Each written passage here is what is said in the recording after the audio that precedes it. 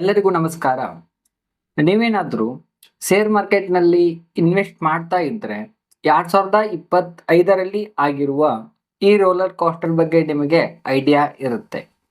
Rupee ಫ್ರೆಶೋ FII outflows highest point ಇಂದ consolidate ಆಗ್ತಾ ಇರುವಂತಹ ನಿಫ್ಟಿ ಸಾಕಷ್ಟು ಅಪ್ಸ್ ಅಂಡ್ ಡೌನ್ಗಳನ್ನ ನೋಡಿದಾಗ 2025 ಇನ್ವೆಸ್ಟರ್ಸ್ಗೆ ಅಷ್ಟೊಂದು ಹೇಳಿಕೊಳ್ಳುವಂತಹ ವರ್ಷ ಆಗಲಿಲ್ಲ. ಆದರೆ 2026ರಲ್ಲಿ ಈ ರ್ಯಾಲಿ ಚೇಂಜ್ ಆಗೋ ಥರ ಕಾಣ್ತಿದೆ ಅಂತ ಟಾಪ್ ಬ್ರೋಕರೇಜ್ ಕಂಪನೀಸ್ಗಳಾದ ಮಾರ್ಗನ್ ಸ್ಟ್ಯಾನ್ಲಿ, ಗೋಲ್ಡ್ಮನ್ ಸ್ಯಾಚ್ಗಳು ಅಂದಾಜಿಸಲಾಗ್ತಾ ಇದೆ. ಈ ಹೊಸ ರ್ಯಾಲಿನಲ್ಲಿ ಬ್ಯಾಂಕಿಂಗ್ ಮತ್ತು ಫೈನಾನ್ಷಿಯಲ್ ಸೆಕ್ಟರ್ಸ್ಗಳು ಅತಿ ಹೆಚ್ಚು ಲಾಭವನ್ನ ಮಾಡಬಹುದು. Indian stock market double digital growth ಆಗುತ್ತೆ ಅಂತ ಅಂದಾಜಿಸಲಾಗ್ತಾ ಇದೆ. ಡಿಸೆಂಬರ್ 2025ರಂದು RBI ರೆಪೋ ರೇಟ್ ಅಲ್ಲಿ 25 ಬೇಸಿಸ್ ಪಾಯಿಂಟ್ಗಳನ್ನ ಕಟ್ ಮಾಡಿ 5.25%ಗೆ ಹಚ್ಚಿದೆ. ಇದರಿಂದಾಗಿ ಡೊಮೆಸ್ಟಿಕಲಿ ಇಂಪ್ರೂವ್ ಆಗತ್ತೆ ಅಂತ ಅಂದಾಜಿಸಲಾಗ್ತಾ ಇದೆ. ಈ ವರ್ಷ 4 ಬಾರಿ ರೆಪೋ ರೇಟ್ ಅಲ್ಲಿ ಕಟ್ ಮಾಡಿದ್ದು ಟೋಟಲ್ 125 ಬೇಸಿಸ್ ಪಾಯಿಂಟ್ಗಳನ್ನ ಕಟ್ ಮಾಡಿದ್ದು. ಇದರಿಂದ ಇಂಡಿಯನ್ ಡೊಮೆಸ್ಟಿಕ್ ಅಲ್ಲಿ ಯಾವ ತರ ಗ್ರೋತ್ ಆಗುತ್ತೆ ಅಂತ ನೋಡಕ್ ಹೋದಾಗ RBI ಗವರ್ನರ್ ಸಂಜಯ್ ಮಲ್ಹೋತ್ರಾ ಅವರು ರೂರಲ್ ಡಿಮ್ಯಾಂಡ್ ಜಾಸ್ತಿ ಆಗತ್ತೆ, ಇದರಿಂದ ಇಂಡಿಯನ್ ಡೊಮೆಸ್ಟಿಕ್ ಮಾರ್ಕೆಟ್ ನಲ್ಲಿ ಸ್ಟ್ರಾಂಗ್ ಆಗುತ್ತೆ, ಇದರಿಂದ ಇಂಡಿಯನ್ ಎಕಾನಮಿ ಗ್ರೋತ್ ಆಗುತ್ತೆ. ಇದೆಲ್ಲವನ್ನ ನೋಡ್ತಾ ಹೋದಾಗ ಇನ್ನೊಂದು ಕಡೆ Indian inflation super low level reach ಆಗಿದೆ, ಅಂದ್ರೆ 0.3% ಹೋಗಿರೋದ್ರಿಂದ ಭಾರತದ ಎಕಾನಮಿ ಗ್ರೋತ್ ಆಗುತ್ತೆ, ಇಂಟರ್ನಲ್ಲಿ ಡೊಮೆಸ್ಟಿಕ್ ಮಾರ್ಕೆಟ್ ಅಲ್ಲಿ ಜಾಸ್ತಿ ಡಿಮ್ಯಾಂಡ್ ಕ್ರಿಯೇಟ್ ಆಗುತ್ತೆ ಅಂತ RBI ಅಂದಾಜಿಸಲಾಗ್ತಾ ಇದೆ. ಇದರಿಂದಾಗಿ ಫೈನಾನ್ಷಿಯಲ್ ಇಯರ್ 2026 ಅಲ್ಲಿ ಭಾರತದ GDP 7.3% ವರೆಗೂ ಹೋಗಬಹುದು ಅಂತ ಕೆಲವೊಂದು ಮೂಲಗಳು ಹೇಳ್ತಾ ಇವೆ.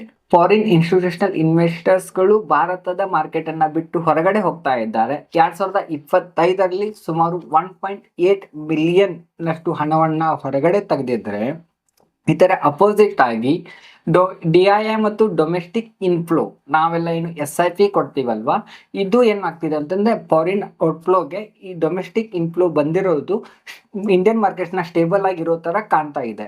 ಇದೆಲ್ಲರದ ನಡುವೆ ಜಾಗತಿಕ ಮಟ್ಟದಲ್ಲಿ ಆಗುತ್ತಿರುವಂತಹ ಬದಲಾವಣೆಗಳು, ಭಾರತ ಮತ್ತು ಅಮೆರಿಕ ನಡುವೆ ಮತ್ತೆ ಸ್ನೇಹ ಸಂಬಂಧ ವೃದ್ಧಿ ಆಗತ್ತೆ, ಈ ಟ್ಯಾರಿಫ್ ನಲ್ಲಿ ಸ್ವಲ್ಪ ಕ್ಲಾರಿಟಿ ಸಿಗತ್ತೆ. ಇದನ್ನೆಲ್ಲವನ್ನ ನೋಡಿದಾಗ ಮತ್ತೆ ಫಾರಿನ್ ಇನ್ಸ್ಟಿಟ್ಯೂಷನಲ್ ಇನ್ವೆಸ್ಟರ್ ಭಾರತಕ್ಕೆ ವಾಪಸ್ ಬರ್ತಾರೆ. ಇದರಿಂದಾಗಿ ಸುಮಾರು 13ರಿಂದ 14% ವರೆಗೆ ಗ್ರೋತ್ ಅನ್ನ ನಾವು ಎಕ್ಸ್ಪೆಕ್ಟ್ ಮಾಡಬಹುದು ಅಂತ ತಜ್ಞರು ಹೇಳ್ತಾ ಇದ್ದಾರೆ. ಯಾಕೆ ಬ್ಯಾಂಕಿಂಗ್ ಮತ್ತು ಫೈನಾನ್ಷಿಯಲ್ ಸೆಕ್ಟರ್ಸ್ಗಳು ಅತಿ ಹೆಚ್ಚು ಲಾಭವನ್ನ ಮಾಡುತ್ತೆ ಅಂತ ಹೇಳ್ತಿದ್ದಾರೆ ನೋಡಕ್ ಹೋದಾಗ, ಈ ರೆಪೋ ರೇಟ್ ಕಡಿಮೆ ಆಗಿರೋದ್ರಿಂದ ಕಸ್ಟಮರ್ಸ್ಗೆ ಅತಿ ಕಡಿಮೆ ಬಡ್ಡಿ ದರದಲ್ಲಿ ಸಾಲ ಸೌಲಭ್ಯ ಸಿಗುತ್ತೆ. ಈ ಸಾಲ ಸೌಲಭ್ಯ ಸಿಗೋದ್ರಿಂದ ಬ್ಯಾಂಕ್ಗಳ ಕ್ರೆಡಿಟ್ ನಲ್ಲಿ ಬೂಸ್ಟ್ ಆಗತ್ತೆ, ಜಾಸ್ತಿ ಮಾರ್ಜಿನ್ ಅಲ್ಲಿ ಪ್ರಾಫಿಟ್ ಆಗತ್ತೆ. ಇದನ್ನ ನೋಡಕ್ ಹೋದಾಗ ಜಾಸ್ತಿ ಸಾಲ ಸೌಲಭ್ಯ ಸಿಗೋದ್ರಿಂದ ಕಸ್ಟಮರ್ಗಳು ಸಾಲವನ್ನ ತಗೊಂಡು ಅದನ್ನ ಡೊಮೆಸ್ಟಿಕ್ ಮಾರ್ಕೆಟ್ ನಲ್ಲಿ ಕನ್ಸಂಪ್ಷನ್ ಮಾಡೋದ್ರಿಂದ ಇಂಟರ್ನಲ್ಲಿ ಇಂಡಿಯಾ ಸ್ಟ್ರಾಂಗ್ ಆಗ್ತಾ ಹೋಗುತ್ತೆ. ಜಾಸ್ತಿ ಜನರಿಗೆ ಈಸಿಲಿ ಲೋನ್ ಆಕ್ಸೆಸಿಬಲ್ ಆದ ನಂತರ ಇಂಟರ್ನಲ್ ಕನ್ಸಂಪ್ಷನ್ ಜಾಸ್ತಿ ಆದಂಗೆ ಇನ್ನೊಂದು ಸೆಕ್ಟರ್ಸ್ಗಳು ಲಾಭವನ್ನ ಮಾಡ್ಕೋತಾರ ಕಾಣುತ್ತೆ.